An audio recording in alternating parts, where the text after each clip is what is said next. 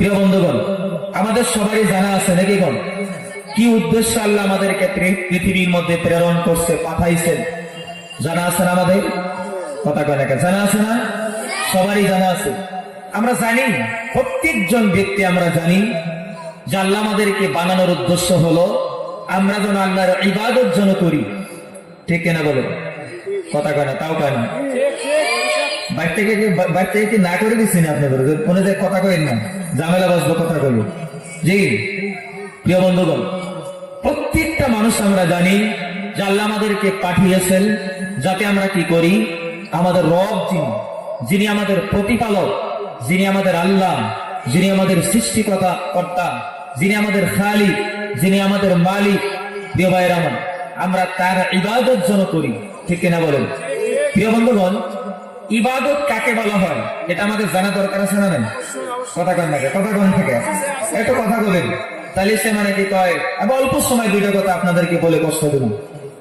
ইবাদত কাকে বলা হয় আমরা তো শুনে থাকি, তাবলীগ জামাতের মধ্যে আমরা যাই, গিয়ে প্রত্যেকেই বলে যে আপনি কি করেন? ইবাদত করেন, আমল করেন। এটা কি বস্তু? মানে হোয়াট ইজ ইবাদত? ইবাদত কি? প্রিয় ভাইয়ের আমার, মনে রাখবেন, যে কাজটা, যে কোনো কাজ হোক, যে কাজটা আপনি আমার আল্লাহকে সন্তুষ্ট করার জন্য করেন, এই কাজটাকেই ইবাদত বলা হয়। সুবহানাল্লাহ কইলেন না তো? একটু মুখ খুলে জোরে করে কনছে সুবহানাল্লাহ। প্রিয় ভাইরা আমার, যদি আপনারা প্রশ্ন করেন হুজুর, আমরা যদি ইবাদত করি, আমার রবকে যদি আমরা ডাকি, আমাদের কি লাভ হবে? এটা আমাদের জানা দরকার আছে না? মহান আল্লাহ পাক বলেন, প্রত্যেকটা মানুষকে আল্লাহ সম্বোধন করে পবিত্র কোরআনুল কারীমের মধ্যে বললেন, ইয়া আইয়ুহান নাস উবুদু রাব্বাকুম, হে পৃথিবীর মানব মণ্ডলী, তোমরা কি করো? তোমার রবের ইবাদত তোমরা করো। জোরে বলেন, কার ইবাদত করবো আমরা? জোরে কন, আরো জোরে কন। রবের ইবাদত করবো। আল্লাহ আমাদেরকে রবের ইবাদত করতে বলেন, যে তোমাদের যিনি প্রতিপালক তার ইবাদত তোমরা করো। যদি প্রশ্ন করেন, আয় আমার রব, আপনি আমাদেরকে আপনার ইবাদত করতে বললেন কেন? আল্লাহ বলেন, আল্লাযী খলাকাকুম, কেন তোমরা আমার ইবাদত করবা? তার কারণটা হলো এটাই, দুনিয়ার মধ্যে আমি আল্লাহ তোমাদেরকে সৃষ্টি করেছি। সুবহানাল্লাহ, একটু জোরে করে বলেন। তারপরে আল্লাহ বলেন, এই পৃথিবীর বান্দাগণ, তোমরা কি ভেবেছো যে আমি রব শুধু তোমাদেরকে বানিয়েছি? এমনটা নয়। আল্লাহ বললেন, ওয়াল্লাযীনা মিন ক্বাবলিকুম, তোমাদের আগে যারা ছিল আমি আল্লাহ তাদেরকেও বানিয়েছি। সুতরাং যদি তোমাদেরকে আমি আল্লাহ বানালাম, তোমাদের আগে যারা ছিল তাদেরকেও যদি আমি আল্লাহ বানিয়েছি, সুতরাং তোমরা কি করো? তোমার রবের ইবাদত করো। যদি আপনি প্রশ্ন করেন, আল্লাহ আপনার ইবাদত আমরা করব, আমাদের লাভ তো লাগবে।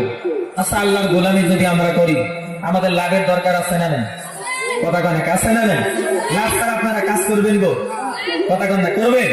দেখেন লাভ কেমন হয়। এটা আজকে আপনারা মজলিসের মধ্যে আসেন, বুখারীতে একটা হাদিস আছে, রাসূল বলেন, ওয়ামাজতামা কওমুন ফি বাইতিন মিন বুয়ুতিল্লাহ, মানুষ যখন একত্রিত হয়ে যায়, একত্রিত হয়ে গিয়ে মানুষ কি করে? যেখানে ইয়াতলুনা কিতাবাল্লাহ, আল্লাহর কোরআন তেলাওয়াত করে, আল্লাহর কোরআন নিয়ে আলোচনা করে, আল্লাহর কোরআন নিয়ে গবেষণা করে, শুধু কোরআনের কথা হয়, দ্বীন ইসলামের কথা হয়, যে কথাটা আলোচনা করা হয় এটা নিয়ে নবী বললেন, ওয়ায়াতাদারাসুনাহু বাইনাহুম, এটা নিয়ে মানুষের মধ্যে ব্যাপক একটা চর্চার সৃষ্টি হয়। কেউ কেউ বলে, আমি আর কোনোদিন মদ পান করব না, আমি কোনোদিন জেনাগাবিচুরি করব না, আমি কোনোদিন মানুষের আইন নিয়ে ঠেলাঠেলি করব না। এটা নিয়ে মানুষের মধ্যে যখন একটা ব্যাপক গবেষণার সৃষ্টি হয়, আমার রাসূল বললেন, নাযালাত আলাইহিমুস সাকিনা, আমার আল্লাহর তরফ থেকে ওই মজলিসের প্রতি আল্লাহ ডাইরেক্ট শান্তি বর্ষণ করে দেয়।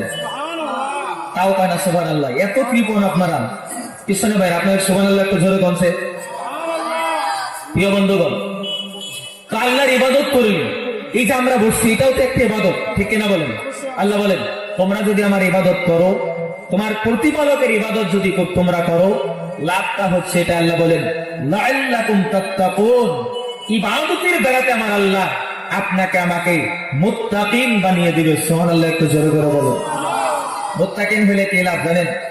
প্রিয় ভাইরা আমার, যুবক বন্ধুগণ, মুরব্বী বাবারা, একটাবার যদি আপনি তাকওয়া নিয়ে মুত্তাকিন হয়ে যদি আপনি কবরের মধ্যে যাইতে পারেন, আমি আপনাদেরকে গ্যারান্টি দিয়ে বলে দেন, একজন মুত্তাকিন মানুষকে আল্লাহ কখনো কবরের ভিতরে আযাব দিবে না। আপনি কবরে গেলেন আর আল্লাহ আপনার কবরকে জান্নাতের সাথে মিলিয়ে দেব। কিন্তু এবার আমাদের মধ্যে ঝামেলা, মুত্তাকিন কাকে বলে এটা আমাদের জানা দরকার আছে না?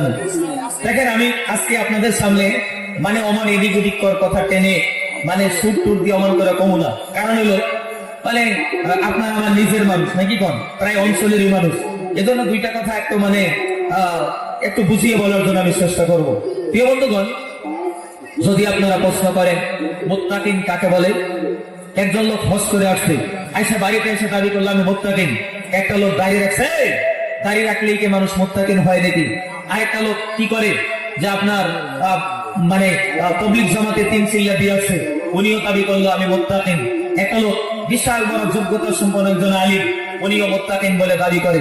পৃথিবীর মধ্যে প্রত্যেকটা মানুষ নিজেকে মুত্তাকিন বলে দাবি করে, করে না গো? কথা কেন করে না?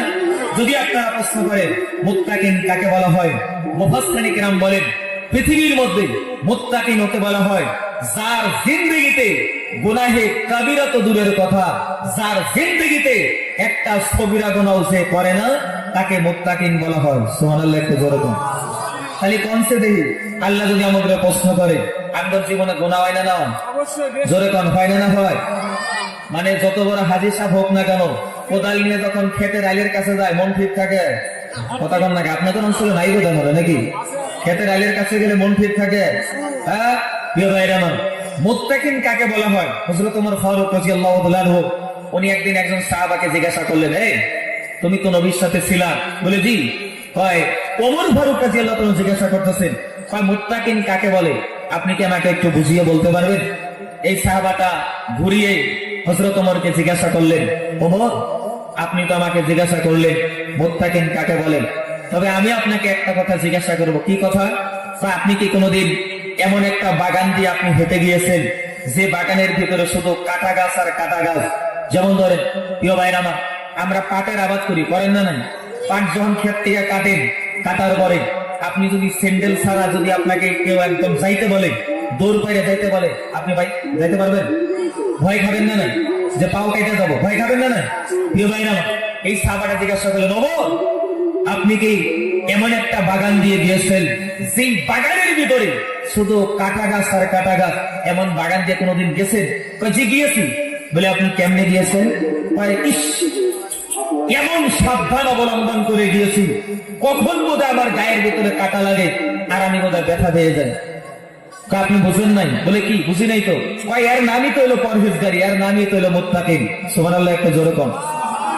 আপনি যদি মুত্তাকিন, আপনি যদি নিজেকে পরহেজগার বলে যদি দাবি করেন, মনে রাখবেন প্রিয় বন্ধুগণ, আপনার জিন্দেগিটা এমন ভাবে গড়তে হবে একটা গুনার আসর যেন আমার গায়ের ভিতরে যেন না লাগে, তাহলে আপনি মুত্তাকিন।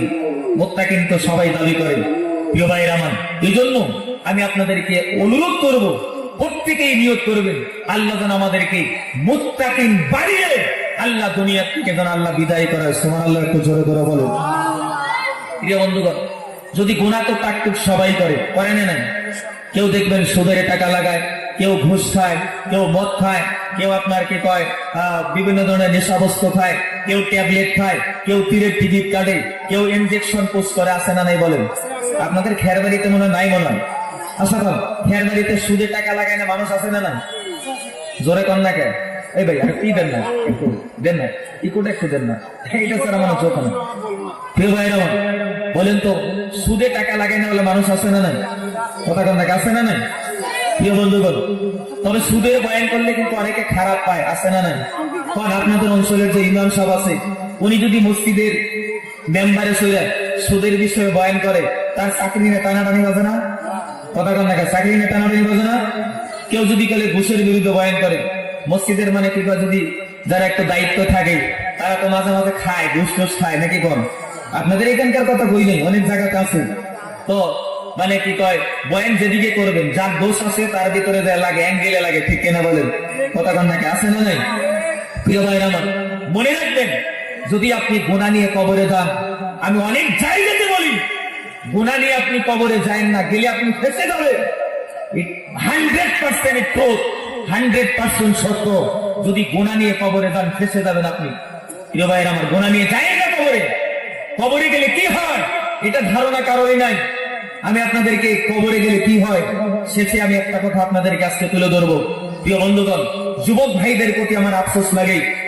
যেই যুবক ছিল হযরত ওমর ফারুক রাদিয়াল্লাহু তাআলা আনহু, এই যুবক ভাইরা কি করে আজকে গুনাহের কাজ করে না নাই বলে? মোবাইল নিয়ে ল্যাপের নিচে নিয়ে রাত্রেবেলা শুয়ে গেছে, মোবাইল নিয়ে ফোন লাগাইছে, কয় hi hello how are you, I am fine, how do you do, how do আছে কিনা বলেন? কথা কন না, এই যুবক ভাই আছে না? কথা কন না কে নাই? আচ্ছা, খেরবাড়ি অঞ্চলে কারো গার্লফ্রেন্ড আছে নাকি আবার? কথা কন না কে? জিএফ বুঝেন তো, স্কুল কলেজে গেলে তো ভাগাভাগি হয়, কয় এটা আমার ওটা তো, ঠিক কিনা বলেন? মানে আমিও তো কলেজে পড়ছি, আমি নিজে জানি না কি বলে। প্রিয় ভাই আছে না নাই বলেন? কথা কন না কে নাই? আচ্ছা, আপনাদের অঞ্চলে কারো জিএফ নাই তো, গার্লফ্রেন্ড নাই তো নাকি? যুবক ভাই আছে নাকি কারো? কার কার আছে? হাত তুলেন তো দেখি।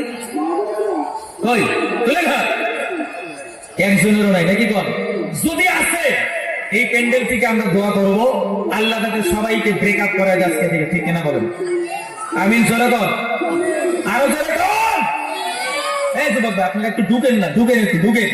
আপনাদের নিয়ে দুইটা কথা কভার শেষ, ঢুকেন না please. Please, I highly request to all of you. Please come here and take your place and sit down. Please, ভাই, অনুরোধ করছি। এই ভাই, ঢুকেন, এদিকে আসেন। প্রিয় ভাই আমার, অনেকে কি করে জানেন?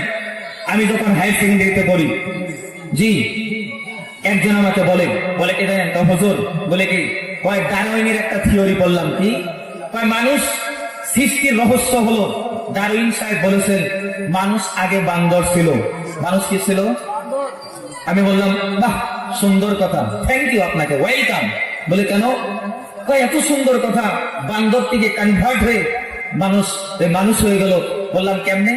How it possible? এটা কেমনে সম্ভব? উনি কয় এটা বুঝেন না আপনি? বলে না, মানে আই ডোন্ট নো, আমি তো জানি না, প্লিজ মানে টেল মি, আপনি বলেন আমাকে। উনি আমাকে বলে, কয় হুজুর এটা তো সহজ কথা। বলে কি? বান্দরের লেটু কাইটে দেওয়া হয়েছে, আর মানে লেটুটা কাইটে দেওয়া হয়েছে আর মানুষ হয়ে গেছে।